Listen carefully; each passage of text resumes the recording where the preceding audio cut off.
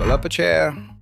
Tomorrow, on the National Mall, in front of 250,000 people and the formations standing at attention behind him, the president is going to run a line he has been testing all week. That you could not get anyone to join the military under the last administration. The worst years we have ever had. Now, that line is wrong, and I will show you the dates. But the dates are not the part that bothers me. What bothers me is who is standing in that crowd when he says it. So let's do the after-action report. Here is the line, exactly as he said it. At a library dedication in Medora, North Dakota, the president said, quote, "You could not get people to join the military. We had the worst years we've ever had under sleepy Joe Biden. It is simple, it is clean, and it is built to get a roar from a crowd." So before it gets that roar tomorrow, let's read the record it is standing on. Start with the people, because the claim is about people. It says they would not join.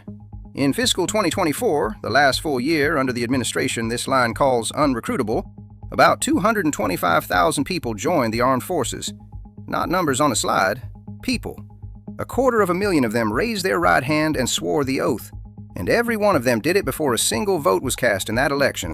And the service at the center of the crisis, the Army, tells the same story with dates on it. It missed its goal in 2022 and 2023, badly. And that part is true, I am not going to pretend it isn't. But in fiscal 2024, the Army hit its target of 55,000 recruits, and it crossed that line in the summer, months before anyone voted. The turnaround did not wait around to be handed to somebody. It got there first. So who actually did the work? The turnaround has a launch date, and that date is the whole thing. August 2022, the Army stood up the Future Soldier Prep Course to help willing recruits meet the standard before basic training. In 2024 alone, that one program fed about 16,000 soldiers into the force, roughly a quarter of the Army's recruits. Recruiters rebuilt the pipeline. Instructors did the training. All of it started climbing before the new administration ever took the oath of office. And I am not the one telling you the credit is misplaced. The fact-checkers who looked at this exact line said it plain. A military sociologist told PolitiFact the current occupant should not get credit for processes that preceded his election. That is the entire case in one sentence.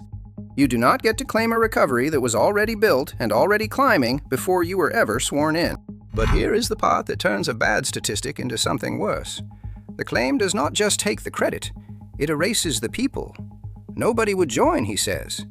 Tell that to the 250,000 who did. Tell it to the recruiters who rebuilt the thing from the studs. Tell it to the prep course instructors who stayed late so a kid could pass. And then look at where he chooses to say it.